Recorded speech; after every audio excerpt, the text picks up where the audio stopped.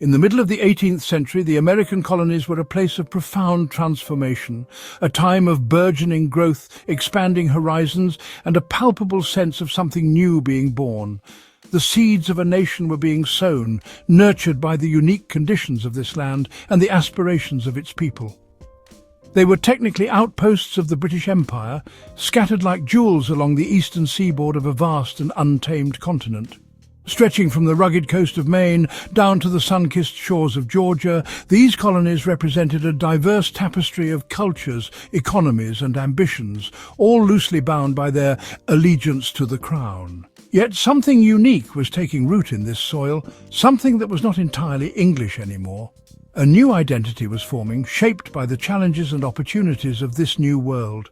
It was a blend of European heritage and American experience, a hybrid culture that was slowly but surely diverging from its origins. For generations, colonists had crossed the perilous Atlantic, braving storms, disease, and the unknown, driven by a thirst for a better life. These were not just adventurers or fortune seekers, but families, farmers, artisans, and dreamers, all seeking to carve out a new existence in this land of promise. Seeking opportunity, the chance to own land, to build a business, to rise above the limitations of their birth. The colonies offered a blank slate, a chance to reinvent oneself and achieve a level of prosperity that was simply unattainable for most back in Europe. Religious freedom, the right to worship according to their own conscience, free from the persecution and constraints of established churches. For many, this was the primary motivation for their journey, a desire to create a society where faith could flourish without fear of reprisal. Or simply a new beginning, a chance to escape poverty, oppression, or the weight of the past, and to build a brighter future for themselves and their children. The colonies were a haven for those seeking a fresh start, a place where hard work and determination could overcome the obstacles of circumstance. They had cleared forests, transforming the wilderness into farmland and settlements, a testament to their resilience and determination. With axes and saws, they carved out a civilization from the raw materials of the land, building homes, barns, and communities that would become the foundation of a new nation. Built towns, bustling centers of commerce, trade, and social life, where people gathered to exchange goods, ideas, and news. These towns were not just economic hubs, but also centers of political and intellectual ferment, where the seeds of revolution would eventually be sown, and established their own local governments and economies, managing their affairs with a degree of autonomy that was unheard of in the Old World. These colonial assemblies were training grounds for self-governance, where colonists learned to debate, compromise, and make decisions that affected their daily lives. This distance from London, measured not just in miles of ocean, but in the daily realities of life, created a unique set of circumstances that fostered independence and self-reliance. The vast expanse of the Atlantic served as a buffer, allowing the colonies to develop their own distinct character and institutions, fostered a spirit of rugged self-reliance and independence that was becoming a core part of their identity.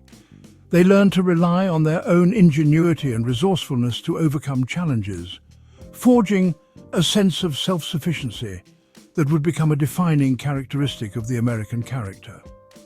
Life in the colonies was fundamentally different from life in the mother country. The social hierarchies were less rigid, the opportunities more abundant, and the sense of possibility more palpable. This difference in experience would eventually lead to a divergence in values and aspirations. Land was abundant, creating opportunities for ownership and social mobility that were unimaginable back in the rigidly structured society of Great Britain. This access to land was a key factor in the development of a more egalitarian society, where hard work and ambition could lead to prosperity and social advancement.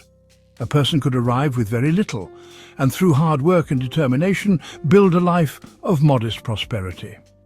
This rags-to-riches narrative became a central part of the American mythos, inspiring generations of immigrants to seek their fortune in this land of opportunity.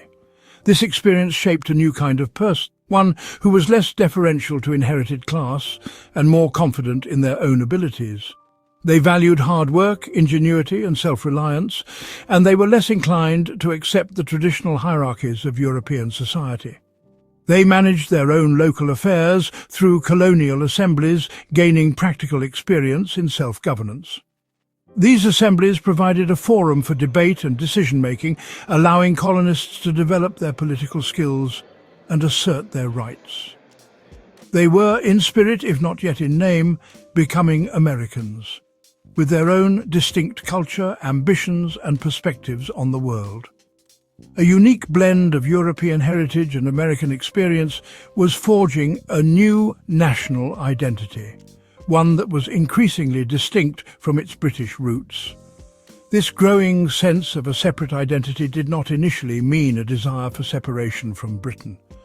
The colonists still considered themselves British subjects, proud members of the empire. Most colonists were proud to be subjects of the British Crown. They saw the king as their protector and the empire as a source of strength and stability. They cherished their rights as Englishmen, rights they believed were guaranteed by the Magna Carta and the English Bill of Rights. These documents were seen as cornerstones of British liberty, protecting citizens from arbitrary rule and guaranteeing fundamental freedoms.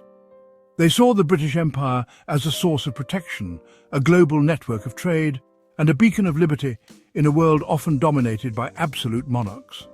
The empire provided security from foreign threats, access to valuable markets, and a sense of belonging to a powerful and prosperous nation. Their loyalty was to the king and the constitution, which they believed protected them from tyranny. They believed in the principles of limited government, the rule of law, and the protection of individual rights. This deep-seated pride in their British heritage would make the eventual break all the more painful and profound. The decision to declare independence would not be taken lightly, but only after years of escalating tensions and a growing sense of betrayal. However, the seeds of conflict were sown in this very pride. The colonists' strong belief in their rights and liberties would ultimately lead them to challenge British authority. The colonists believed their rights as Englishmen travelled with them across the Atlantic. They expected to enjoy the same freedoms and protections as their counterparts in Britain. They expected to be treated as equal partners within the empire, not as subordinate subjects to be managed for the sole benefit of the mother country. They sought a relationship based on mutual respect and shared interests, not one of domination and exploitation. This fundamental belief would soon clash with a changing British policy. As the empire faced new challenges and financial pressures, London began to adopt a more assertive and controlling approach towards the colonies. As the empire grew in size and debt, London began to see the colonies not as partners in liberty, but as a source of revenue and a territory to be more tightly controlled. This shift in perspective would have profound consequences for the relationship between Britain and its American colonies. It was this clash of perceptions, of a new, self-reliant people demanding their rights versus an old empire seeking to assert its authority, that would set the stage for revolution. The seeds of conflict had been sown, and the stage was set for a dramatic confrontation that would change the course of history. For decades, Britain had governed its American colonies with a light touch, a policy often described as salutary neglect. Focused on European conflicts and internal politics, London allowed the colonies a significant degree of autonomy. As long as raw materials flowed to Britain and colonial markets consumed British goods, the imperial government was content to let the colonists manage their own local affairs. This hands-off approach allowed colonial assemblies to flourish, effectively becoming the real centres of power in the daily lives of the people. The colonists grew accustomed to this freedom, seeing it not as a privilege granted by a distant government, but as their inherent right. This era of benign neglect came to an abrupt end following the 7 Years' War, known in North America as the French and Indian War. The conflict, which concluded in 1763, was a stunning victory for the British Empire. France was expelled from North America, and Britain's territory expanded dramatically. However, victory came at a staggering cost. The national debt had nearly doubled, and the government now had to administer and defend a much larger American empire.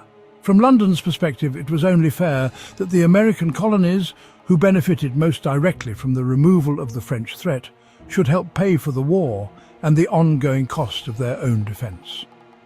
One of the first major policy shifts was the Royal Proclamation of 1763. This decree drew a line along the Appalachian Mountains, forbidding colonial settlement in the vast western lands acquired from France. The goal was to prevent costly conflicts with Native American tribes and to manage westward expansion in an orderly fashion. To the colonists, however, this was a shocking betrayal. They had fought and died in the war with the expectation of gaining access to these fertile lands. For land speculators, including prominent figures like George Washington, it was a direct blow to their financial interests. For ordinary farmers, it closed off the promise of a better future for their children. The proclamation was more than just a dispute over land. It represented a fundamental change in the relationship between Britain and its colonies. It signalled that the era of salutary neglect was over. London was now prepared to intervene directly in colonial affairs, restricting their freedom of movement and economic opportunity for the sake of imperial administration. A standing army of 10,000 British regulars was stationed in the colonies, ostensibly for their protection, but viewed by many with suspicion. This newfound British assertiveness felt less like protection and more like occupation, setting a dangerous precedent and stirring the first widespread whispers of discontent across the 13 colonies. With the British government determined to raise revenue from the colonies, Parliament turned to direct taxation. In 1765, it passed the Stamp Act, a law that would ignite a political firestorm across the Atlantic. The Act required that colonists purchase a government-issued stamp for a vast range of paper goods. This included legal documents, contracts, newspapers, pamphlets, and even playing cards. Unlike previous taxes, which were duties on trade designed to regulate commerce, the Stamp Act was the first direct tax levied on the colonists by Parliament. Its stated purpose was not to manage trade, but purely to raise money for the Crown. The colonial reaction was immediate and ferocious. The issue was not the cost of the tax itself, which was relatively modest for most people. The core of the outrage was the principle at stake: taxation without representation. For centuries, a cornerstone of English liberty was the right of the people to be taxed only by their own elected representatives. The colonists elected members to their own colonial assemblies, and they accepted the legitimacy of taxes passed by those bodies. However, they had no representatives in the British Parliament, an ocean away. To allow Parliament to tax them directly would be to surrender their most fundamental right as Englishmen and accept the status of second-class subjects. Protests erupted in cities and towns from New Hampshire to Georgia. Merchants organised non-importation agreements, boycotting British goods to exert economic pressure. Secret societies known as the Sons of Liberty formed to intimidate stamp distributors, often through public demonstrations that sometimes turned violent. They burned effigies of tax collectors and British officials, ransacked the homes of those seen as collaborators, and forced nearly every appointed stamp agent to resign. Prominent colonial leaders like Patrick Henry in the Virginia House of Burgesses delivered fiery speeches arguing that Parliament had no legal authority to tax the colonies. The unified and forceful opposition caught London by surprise. The colonial assemblies sent delegates to a Stamp Act Congress in New York, which issued a formal declaration of rights and grievances. This was a crucial step, as it marked the first time that a majority of the colonies had come together to oppose British policy. Faced with crippled trade and ungovernable colonies, Parliament had little choice but to repeal the Stamp Act in 1766. While the colonists celebrated their victory, their relief was short-lived. On the very same day, Parliament passed the Declaratory Act, a law that asserted its full authority to make laws binding the American colonies in all cases whatsoever. The battle was over, but the war over sovereignty had just begun. Despite the repeal of the Stamp Act, the British government remained committed to the principle of parliamentary sovereignty. They firmly believed in their ultimate authority to govern the colonies and enact laws that applied to all British subjects, regardless of where they resided. This unwavering stance would continue to be a major point of contention, fueling further resentment and resistance in the American colonies. The idea that Parliament, sitting thousands of miles away in London, could dictate the terms of colonial life was increasingly unacceptable to many Americans who felt they deserved a greater say in their own governance. In 1767, Chancellor of the Exchequer, Charles Townshend, a brilliant but somewhat reckless politician, introduced a new set of measures which came to be known as the Townshend Acts. Townshend, seeking to assert British authority and raise revenue from the colonies, devised a plan that he believed would be less objectionable than the Stamp Act. He aimed to impose duties that were less direct and, in his view, more palatable to the colonists. These acts imposed new duties on imported goods such as glass, lead, paint, which were essential for colonial life and commerce. These weren't goods the colonies produced themselves in large quantities, making them reliant on British imports. The intention was to generate revenue for the British government to cover the costs of administering and defending the colonies. Paper and tea. Tea, in particular, was a staple beverage in the colonies, consumed by people of all social classes. The inclusion of tea in the Townshend Acts would prove to be a significant miscalculation, as it directly affected the daily lives of ordinary colonists and became a symbol of British overreach.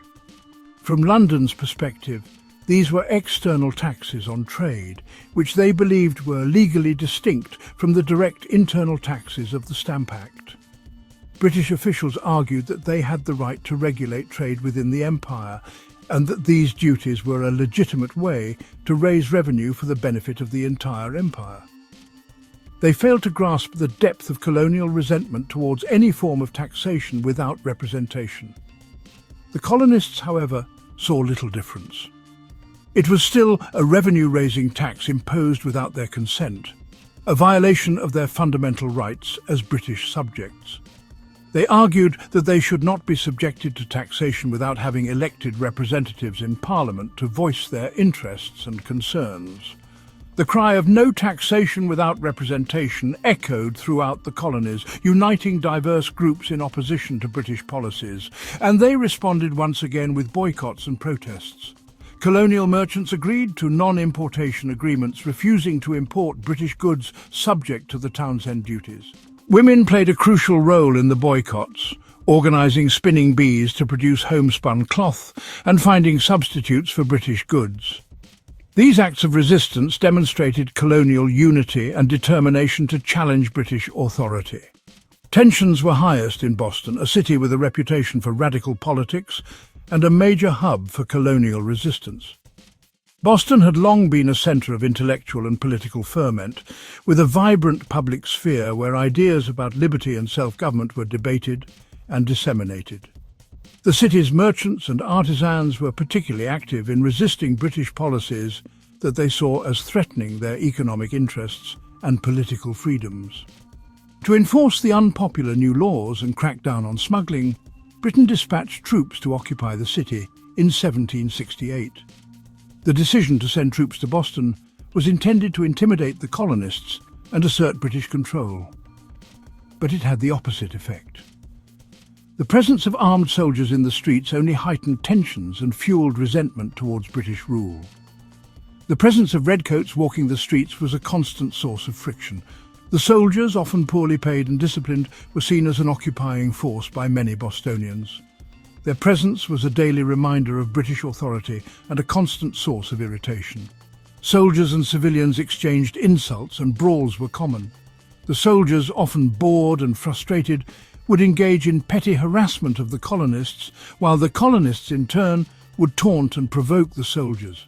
These frequent clashes created a climate of animosity and distrust. On the cold evening of March 5, 1770, this simmering hostility boiled over into violence. The winter of 1770 had been particularly harsh, adding to the general sense of discontent and unease in Boston. The stage was set for a confrontation that would have far-reaching consequences. A confrontation between a lone British sentry and a crowd of hecklers escalated, fueled by alcohol, anger and long-standing grievances. The sentry, Private Hugh White, was guarding the customs house on King Street when he was confronted by a group of colonists who began to verbally abuse him, drawing more soldiers and more angry Bostonians. As the crowd grew larger and more agitated, the sentry called for reinforcements. A squad of British soldiers, led by Captain Thomas Preston, arrived to protect the customs house. In the confusion and chaos, the soldiers fired into the crowd, though the exact sequence of events remains disputed to this day. Some witnesses claimed that the soldiers were provoked and acted in self-defense, while others insisted that they fired without justification, killing 5 colonists, including a man of mixed African and indigenous heritage named Crispus Attucks. Attucks, who is often considered the first martyr of the American Revolution, was at the forefront of the crowd and was one of the first to be shot. The event was quickly dubbed the Boston Massacre, a term that deliberately evoked images of a brutal and unprovoked attack on innocent civilians. The name itself was a powerful piece of propaganda designed to inflame public opinion against the British. Propagandists like Samuel Adams and Paul Revere seized upon the incident, recognizing its potential to galvanize colonial resistance. They understood the power of shaping public perception and used the Boston Massacre to their advantage, creating and distributing engravings that depicted a deliberate and brutal slaughter of innocent civilians by tyrannical soldiers. Paul Revere's engraving in particular became an iconic image of the event, widely circulated throughout the colonies and used to stir up anti-British sentiment. Though a colonial court with John Adams defending the soldiers would later acquit most of them, the damage was done. John Adams, despite being a staunch advocate for colonial rights, believed that the soldiers deserved a fair trial and bravely defended them in court. His decision to represent the soldiers was controversial, but it demonstrated his commitment to the rule of law. The massacre became a powerful symbol of British oppression, a rallying cry for those who believed that the colonies were being unjustly treated. It served as a constant reminder of the potential for violence and the need for greater colonial unity, hardening colonial attitudes and convincing many that the British government was willing to use lethal force to impose its will. The Boston Massacre marked a turning point in the relationship between Britain and the colonies, pushing them further down the path towards revolution. In response to the outcry and the economic pressure of the boycotts, Parliament eventually repealed most of the Townshend duties, recognising that they were doing more harm than good. The boycotts had significantly impacted British trade, and Parliament was forced to reconsider its policies, but it left one crucial tax in place: the tax on tea. This seemingly insignificant tax became a symbol of British obstinacy and a focal point of colonial resistance. The British government insisted on retaining the tea tax to demonstrate its right to tax the colonies, even if it generated little revenue. This tax on tea became the focal point of the next great crisis, a crisis that would ultimately lead to the outbreak of the American Revolution. The colonists were determined to resist the tea tax, not because of its economic impact, but because of the principle it represented. In 1773, Parliament passed the Tea Act, a move that was intended to resolve the financial difficulties of the East India Company, but instead ignited a firestorm of protest in the colonies. The Tea Act was a complex piece of legislation with unintended consequences, which was designed to bail out the financially struggling British East India Company. The East India Company was a vital part of the British economy, and its financial woes threatened to destabilise the entire system. The Act gave the company a monopoly on the American tea trade, effectively cutting out colonial merchants and creating resentment among them.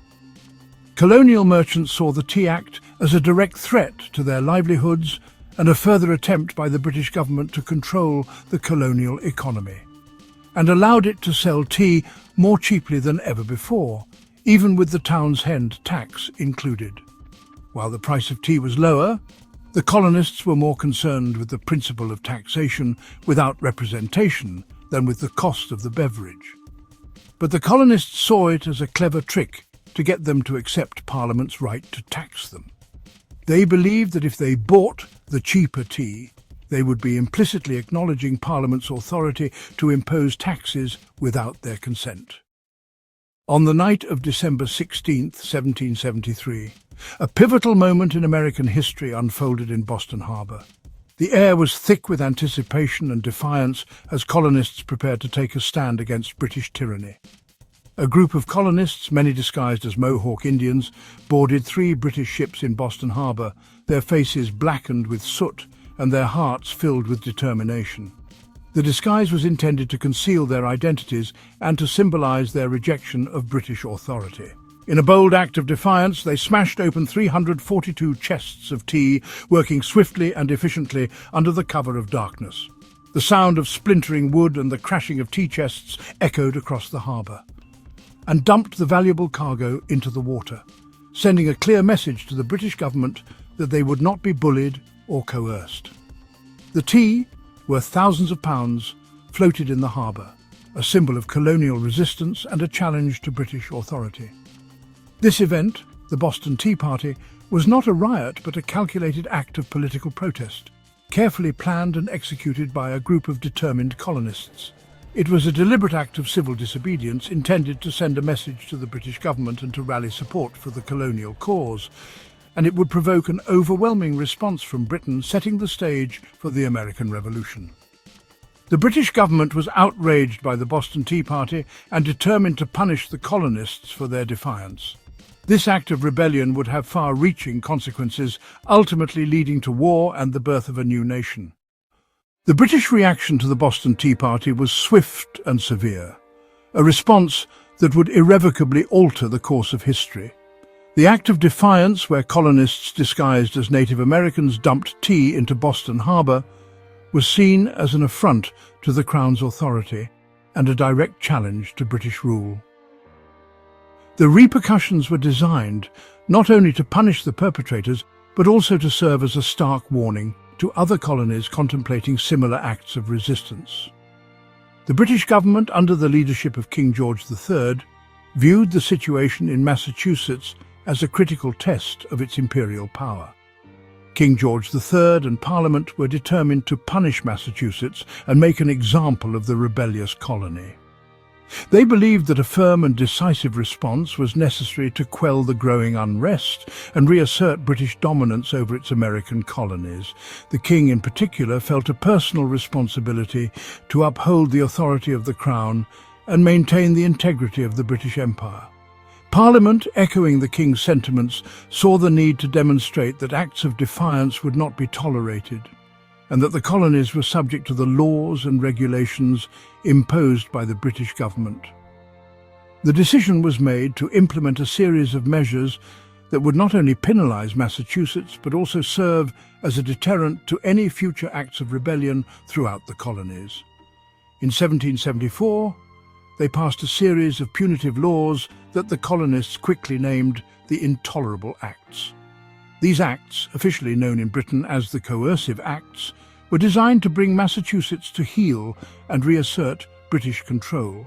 However, their impact extended far beyond Massachusetts, sparking outrage and galvanizing resistance throughout the colonies.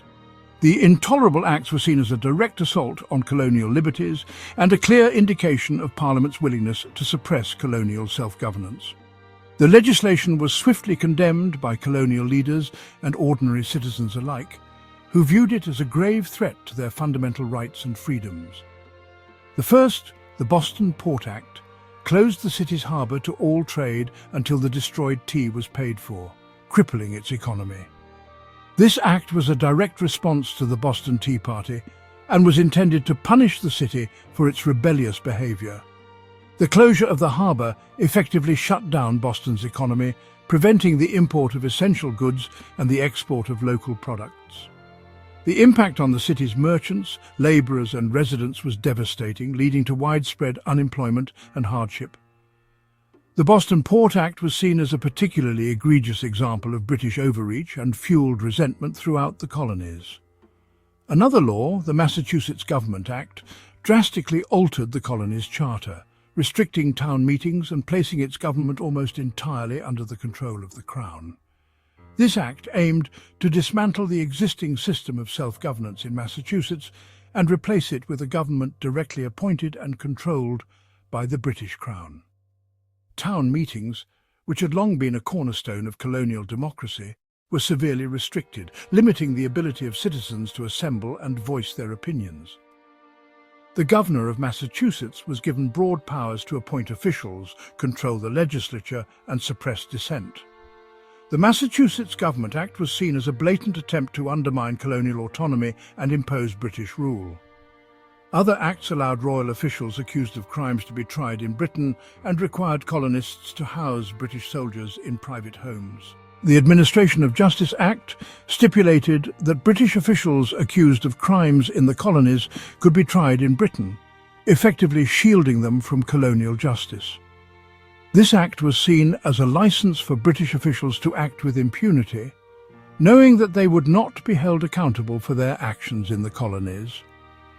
The Quartering Act, which had been in effect in various forms for some time, was strengthened, requiring colonists to provide housing and supplies for British troops stationed in the colonies. This act was deeply resented by colonists who viewed it as an infringement on their property rights and a burden on their resources. These acts were intended to isolate and crush the spirit of resistance in Massachusetts. The British government believed that by isolating Massachusetts and punishing its rebellious behaviour, they could deter other colonies from following suit. They hoped to break the spirit of resistance and reassert British authority over the colonies. However, the Intolerable Acts had the opposite effect, galvanising colonial resistance and uniting the colonies in a common cause against British oppression. Instead, they achieved the opposite. The harshness of the Intolerable Acts sparked outrage and resentment throughout the colonies, leading to a surge in colonial unity and resistance. The acts were seen as a direct threat to colonial liberties and a clear indication of Parliament's willingness to suppress colonial self-governance. The other colonies watched in horror, realising that if Parliament could do this to one of them, it could do it to all of them. The implications of the Intolerable Acts were clear. No colony was safe from British overreach. The Acts demonstrated that Parliament was willing to disregard colonial charters, suppress colonial governments, and infringe on colonial liberties.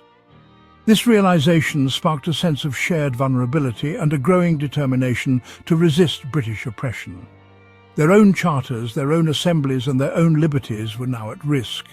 The colonies recognised that the Intolerable Acts set a dangerous precedent, one that could ultimately lead to the erosion of their autonomy and the loss of their fundamental rights. The Acts threatened the very foundation of colonial self-governance and sparked a growing sense of urgency to defend their liberties. A wave of sympathy and solidarity for Boston swept through the colonies. The plight of Boston under the weight of the Intolerable Acts resonated deeply with colonists throughout America. They recognized that Boston's struggle was their struggle, and that the fate of Boston would ultimately determine the fate of all the colonies. Food and supplies poured into the blockaded city from as far away as South Carolina. Colonists from across the continent rallied to support Boston, sending provisions, money, and messages of encouragement. This outpouring of support demonstrated the growing sense of unity and solidarity among the colonies and their determination to resist British oppression. The act of providing aid to Boston was not merely an act of charity, it was a political statement, a declaration of defiance against British tyranny. The coercive acts, as they were officially called, did not divide the colonies, they united them in a common cause against what they perceived as an existential threat to their freedom. The acts, intended to isolate and punish Massachusetts, instead served as a catalyst for colonial unity. They forced the colonies to confront the reality of British oppression and to recognize the need for collective action to defend their liberties.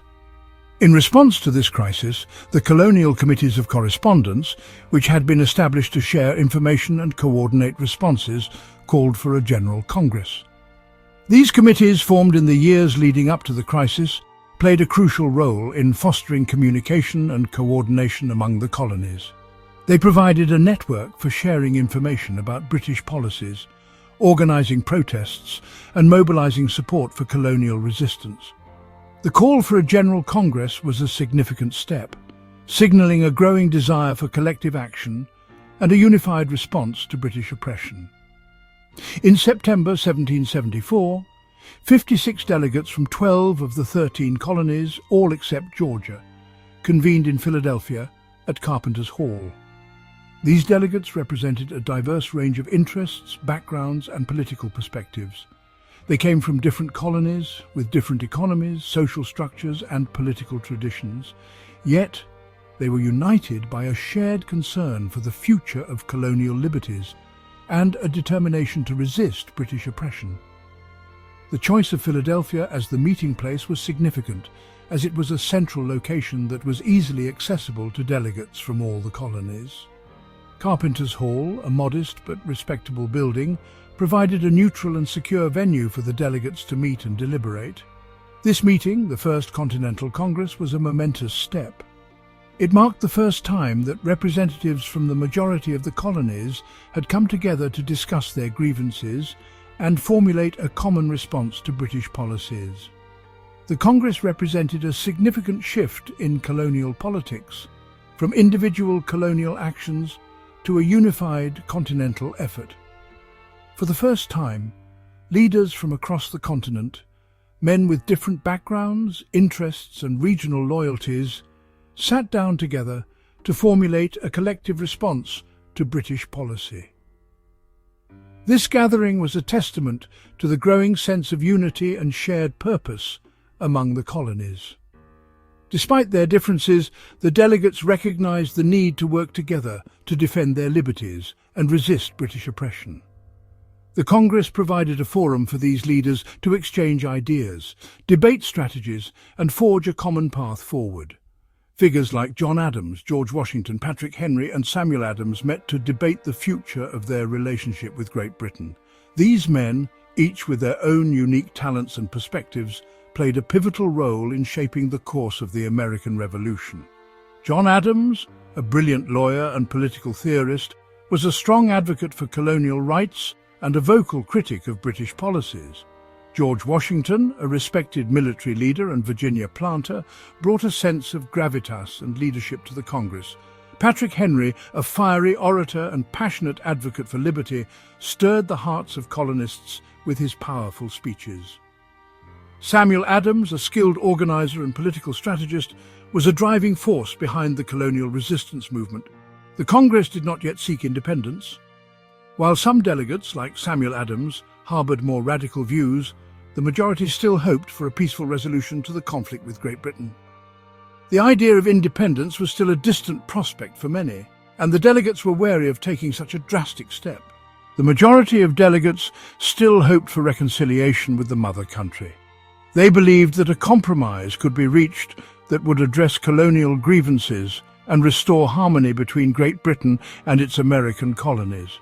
They clung to the hope that King George III and Parliament would recognise the justice of their cause and repeal the intolerable acts.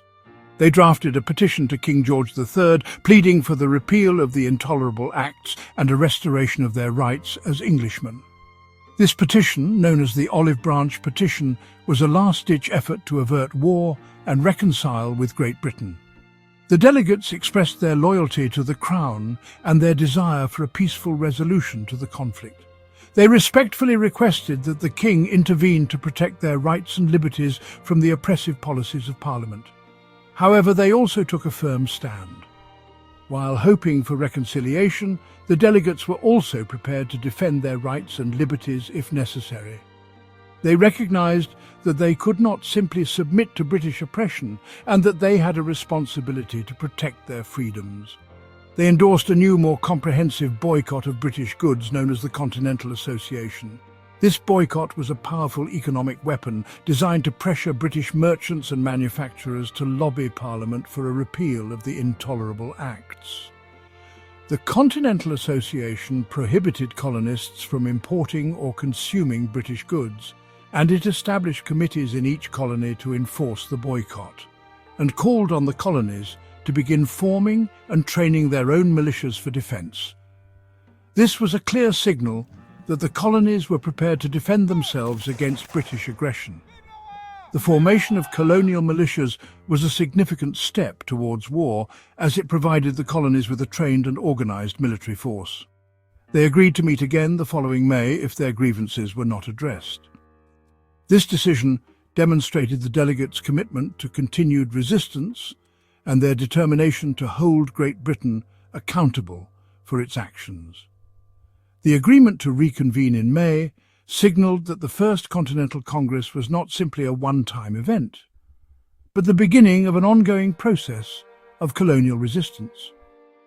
The First Continental Congress sent a clear message. America was no longer a collection of disparate colonies. The Congress demonstrated that the colonies were capable of uniting and acting collectively in defense of their liberties. It marked a significant step towards the formation of a unified American identity and a shared sense of purpose. It was now a unified body prepared to defend its liberties by force if necessary. The Congress had laid the groundwork for a coordinated colonial resistance movement and had signalled its willingness to use force if necessary to protect its rights. The decision to form militias and to reconvene in May demonstrated the colonies' resolve to stand up to British oppression. The seeds of revolution had been sown, and they were beginning to sprout. The First Continental Congress had set the stage for the American Revolution. While the delegates still hoped for reconciliation with Great Britain, they had also taken concrete steps to prepare for war. The events that followed would ultimately lead to the colonies declaring their independence and fighting for their freedom. The spirit of revolution was in the air, and the colonies were on the path to becoming a new nation.